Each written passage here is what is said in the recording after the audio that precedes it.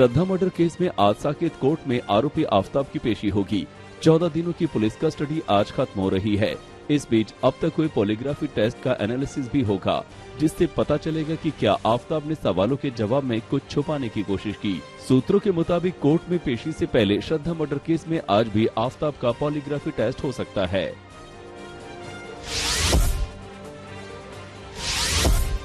श्रद्धा case में कल भी आफताब का लगातार तीसरे दिन पॉलीग्राफी टेस्ट हुआ था। टेस्ट के दौरान उसने सवालों के जवाब भी दिए। इससे पहले तबीयत खराब होने की बात कहकर वो कई सवालों का जवाब देने से बच गया था। आज तक की टीम आफताब केस से जुड़े बद्री के घर तक पहुंची, जिससे दिल्ली पुलिस पूछताछ कर रही है और जिसको इस केस का अहम किरदार बताया जा रहा है। बद्री वही शख्स है जिसने आफताब को छतरपुर इलाके में फ्लैट किराए पर दिलवाया था। बद्री का घर उन जंगलों के ठीक सामने है, जहां से श्रद्धा की लाश के टुकड़े बरामद किए गए हैं। आज तक ने बद्री के मकान मालिक से बात की तो पता चला कि वो मई में ही फ्लैट छोड़ गया था। दिल्ली पुलिस ने श्रद्धा और आफताब के 2 दोस्तों के बयान साकेत कोर्ट में दर्ज कराए हैं।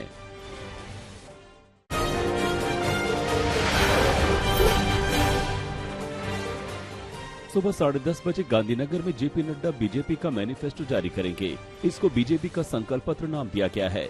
जेपी नड्डा के साथ भूपेंद्र पटेल और सीआर पाटिल भी मौजूद रहेंगे। कांग्रेस पहले ही घोषणा पत्र जारी कर चुकी है। कांग्रेस ने अपने मैनिफेस्टो में नरेंद्र मोदी स्टेडियम का नाम बदलने का वादा भी किया है। कांग्रेस ने गुजरात चुनाव के लिए 12 नवंबर को अहमदाबाद में पार्टी का घोषणा पत्र जारी किया।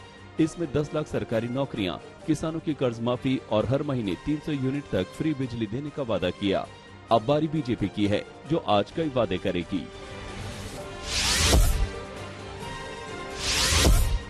गुजरात में आज भी धुआंधार प्रचार का दौर जारी रहेगा।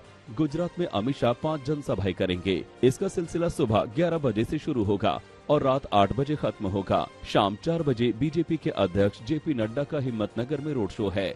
आज ही गुजरात में 4 जगहों पर योगी आदित्यनाथ की जनसभाएं होंगी। योगी अहमदाबाद में रोड शो भी करेंगे।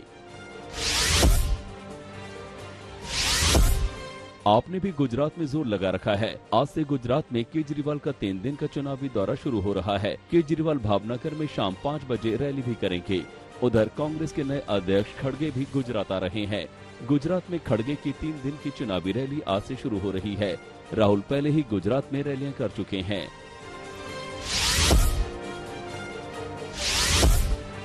आज सुप्रीम कोर्ट में संविधान दिवस कार्यक्रम में प्रधानमंत्री मोदी शामिल होंगे। मोदी ई कोर्ट प्रोजेक्ट के तहत कई परियोजनाओं की शुरुआत भी करेंगे। ई कोर्ट प्रोजेक्ट काफी अहम है।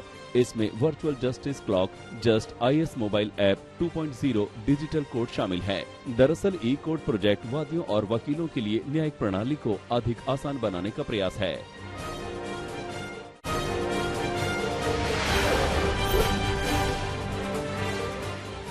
दिल्ली शराब नीति घोटाले में सीबीआई ने शुक्रवार को 7 आरोपियों के खिलाफ 10,000 पन्नों की चार्जशीट दाखिल कर दी है। इसमें दिल्ली के डिप्टी सीएम सिसोदिया का नाम नहीं है। सीबीआई ने दिल्ली की राउज एवेन्यू कोर्ट में ये चार्जशीट दाखिल की। मामले में 30 नवंबर को अगली सुनवाई होगी। इधर चार्जशीट में सिसोदिया का नाम नहीं आने पर आम आदमी पार्टी ने बीजेपी पर हमला बोला। आपने कहा कि सीबीआई की चार्जशीट बताती है कि डिप्टी सीएम मनीष सिसोदिया पर सारे आरोप फर्जी और मनगढ़ंत थे। बीजेपी को इसके लिए माफी मांगनी चाहिए। शराब घोटाले पर सीबीआई की चार्जशीट आने के बाद डिप्टी सीएम मनीष सिसोदिया ने बीजेपी पर हमला बोला। मनीष सिसोदिया ने कहा कि उन्होंने मेरे घर पर सीबीआई के छापे पड़वाए, बैंक के लॉकर की तलाशी ली। तब भी मैंने कहा था कि दिल्ली में कोई शराब घोटाला नहीं हुआ। शराब घोटाले के नाम पर बीजेपी ने परेशान और बदनाम किया। अब सीबीआई की चार्जशीट से साफ है कि कोई शराब घोटाला नहीं हुआ। क्या अब एलजी और सीएस के खिलाफ कार्रवाई होगी? एमसीडी चुनाव के लिए दिल्ली बीजेपी ने अपना घोषणा पत्र जारी कर दिया। बीजेपी ने अपने संकल्प पत्र में कहा कि हर गरीब को मकान देने का सपना पूरा करेंगे। जहां झुग्गी है वहीं मकान देंगे। एमसीडी चुनाव के लिए बीजेपी ने 12 सूत्रीय संकल्प पत्र तैयार किया है, जिसमें ऐलान किया गया है कि निगम के 1600 स्कूलों को स्मार्ट स्कूल बनाया जाएगा। प्रदूषण खत्म करने के लिए निगम पूर्ण सहयोग करेगा। दिल्ली को सस्टेनेबल और ग्रीन सिटी बनाया जाएगा। 2 साल में 4 और वेस्ट टू एनर्जी प्लांट को स्थापित किया जाएगा। दिल्ली नगर निगम चुनाव से पहले बीजेपी और आम आदमी पार्टी के बीच हमले तेज होते जा रहे हैं। अब नए विवाद में दिल्ली के उप मुख्यमंत्री मनीष सिसोदिया ने आरोप लगाया है कि बीजेपी मुख्यमंत्री अरविंद केजरीवाल की हत्या करने की साजिश रच रही है। उन्होंने बीजेपी नेता मनोज तिवारी के एक ट्वीट का हवाला देते हुए ये बातें कही। मनीष सिसोदिया ने कहा कि दिल्ली और गुजरात में जिस तरह का चुनावी माहौल बना हुआ है, उससे भारतीय जनता पार्टी इतनी बुरी तरह बौखला गई है कि वो अपने षड्यंत्रों से ऊपर उठकर हत्या के मंसूबे बनाने लगी है। मनीष सिसोदिया ने मनोज तिवारी की गिरफ्तारी और पूरे मामले की जांच की मांग की है। बीजेपी सांसद मनोज तिवारी ने मनीष सिसोदिया के आरोपों का जवाब दिया। उन्होंने कहा कि मैंने केजरीवाल की सेफ्टी और सिक्योरिटी को लेकर कहा था। आप में जिस तरह से चीजें हो रही हैं, वो बहुत ही चिंताजनक है। इसके साथ मनोज तिवारी आप कार्यकर्ता संदीप भारद्वाज की खुदकुशी का मुद्दा भी उठाया। मनोज तिवारी ने कहा कि आत्महत्या नहीं, वो हत्या है। इसकी जांच होनी चाहिए, क्योंकि ऐसी खबरें आ रही हैं कि संदीप भारद्वाज को टिकट का भरोसा दिया गया था, लेकिन ऐन वक्त पर टिकट किसी और को दे दिया गया।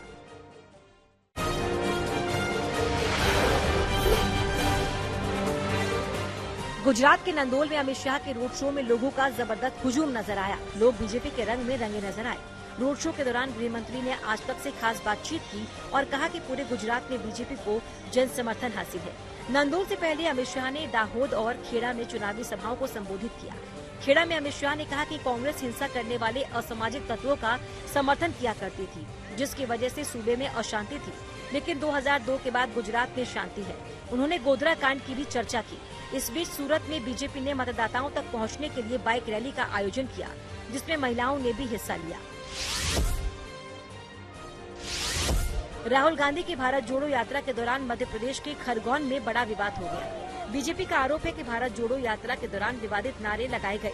कांग्रेस ने जहां इसे बीजेपी की साजिश बताया, वहीं मध्य प्रदेश के मुख्यमंत्री शिवराज सिंह चौहान ने दोषियों के खिलाफ सख्त कार्रवाई की बात कही। इस बीच बीजेपी विधायक रामेश्वर शर्मा ने कहा कि राहुल गांधी वफादार नहीं है। ये वीडियो सामने आने के बाद राहुल गांधी को माफी मांगनी चाहिए। पीएम नरेंद्र मोदी ने दिल्ली में एक समारोह के दौरान कहा कि इतिहास को लेकर पहले जो गलतियां हुई, उन्हें अब देश सुधार रहा है। पीएम मोदी असम के अहोम साम्राज्य के जनरल लचित बरफुकन के 400वीं वर्षगांठ पर बोल रहे थे। इस दौरान पीएम मोदी ने कहा कि भारत का इतिहास सिर्फ गुलामी का इतिहास नहीं है, ये योद्धाओं का इतिहास है। भारत का इतिहास जय का है, वीरता का है, बलिदान का है, महान परंपरा का है।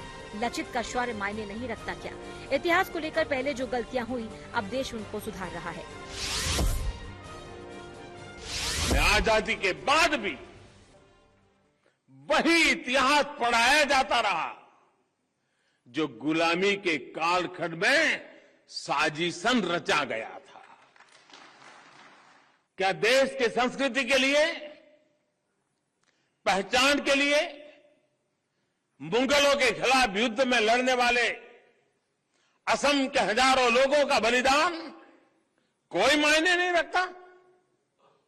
हम सब जानते हैं कि अत्याचारों से भरे लंबे कालखंड में अत्याचारियों पर विजय की भी हजारों गाथाएं हैं। दिल्ली हाईकोर्ट ने अपने एक आदेश में अभिनेता अमिताभ बच्चन की आवाज और तस्वीरों के अनाधिकृत इस्तेमाल पर रोक लगा दी। कोर्ट के आदेश में ये भी कहा गया है कि कोई व्यक्ति ऐसी किसी अन्य विशेषता का इस्तेमाल नहीं कर सकता, खास तौर पर अमिताभ बच्चन से मिलती जुलती हो। अमिताभ बच्चन ने व्यक्तित्व अधिकार की सुरक्षा को लेकर दिल्ली हाई कोर्ट में मुकदमा दायर किया था, जिस पर कोर्ट का ये फैसला आया है। पश्चिम बंगाल में विपक्ष के नेता शुभेंदु अधिकारी ने मुख्यमंत्री ममता बनर्जी से मुलाकात की, जिसके बाद सूबे में सियासी सुगबुगाहट का दौर शुरू हो गया। हालांकि शुभेंदु अधिकारी ने इसे शिष्टाचार मुलाकात बताया। ममता बनर्जी से मुलाकात के बाद शुभेंदु अधिकारी ने कहा कि ममता बनर्जी से 3-4 मिनट की मुलाकात हुई। शुभेंदु अधिकारी ने कहा कि नंदीग्राम से ममता के खिलाफ चुनाव लड़ना उनकी कोई निजी लड़ाई नहीं थी, ये विचारधारा की लड़ाई थी।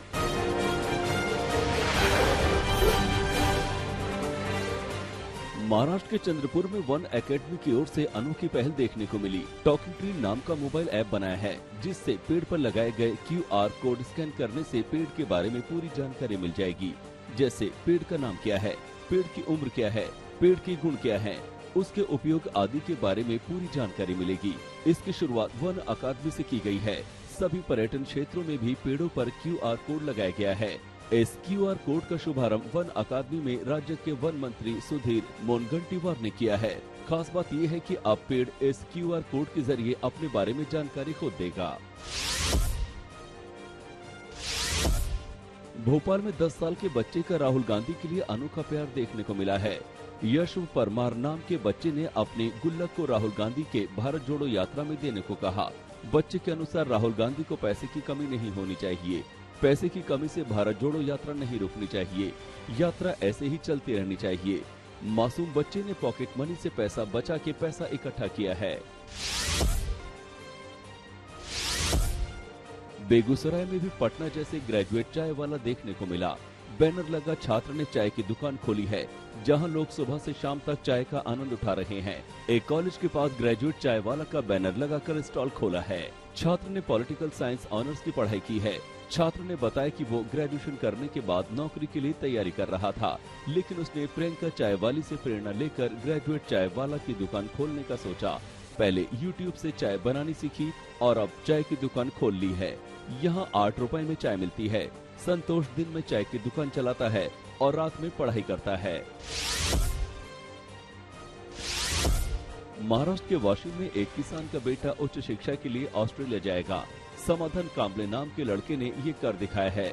समाधान बचपन से हर परीक्षा में टॉपर थे।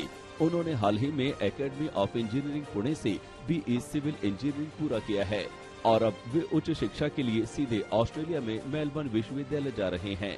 इसके लिए उन्हें भारत सरकार की ओर से 1 करोड़ रुपए की स्कॉलरशिप दी गई है। समाधान के घर की स्थिति दयनीय है। माता पिता दोनों खेत में काम करते हैं। उनके पिता ने शहर में 4 एकड़ खेत खरीदा था, लेकिन बच्चों की शिक्षा के लिए खेत बेच दिया। समाधान के माता पिता कभी स्कूल नहीं गए, लेकिन फिर भी शिक्षा के महत्व को समझते हैं। राजस्थान के बाड़मेर में 20 साल की मूक बधिर दलित युवती के साथ गैंगरेप की वारदात सामने आई। दरअसल युवती खेत में बकरियां चराने गई थी। उसी दौरान बोलेरो में सवार बदमाशों ने दलित युवती को पकड़कर उसके साथ दुष्कर्म का प्रयास किया। वहीं ग्रामीणों को आता देख आरोपी मौके से फरार हो गए। आसपास के लोग खून से लथपथ युवती को अस्पताल लेकर गए, जहां उसका इलाज चल रहा है। फिलहाल पीड़िता के मूक बधिर होने के कारण आरोपियों की पहचान नहीं हो पा रही, लेकिन पुलिस ने 4 टीमों का गठन किया और जगह जगह दबिश देकर बदमाशों की तलाश कर रही है। शराबबंदी वाले बिहार की असलियत बताती एक कहानी सामने आई है। दरअसल बिहार के हाजीपुर में घरेलू झगड़े के बीच नशे में धुत नशेड़ी बाप ने अपने 3 साल की मासूम बेटी की पीट कर हत्या कर दी और उसे कुएं में फेंक दिया। मौके पर मौजूद लोगों ने आनन फानन में बच्ची को कुएं से निकाला, लेकिन बच्ची की मौत हो चुकी थी। पुलिस ने आरोपी बाप को गिरफ्तार कर लिया है, पर हैरत की बात यह है कि गिरफ्तार आरोपी खुलेआम अपने नशे की लत की दुहाई देकर खुद को बेकसूर बता रहा है।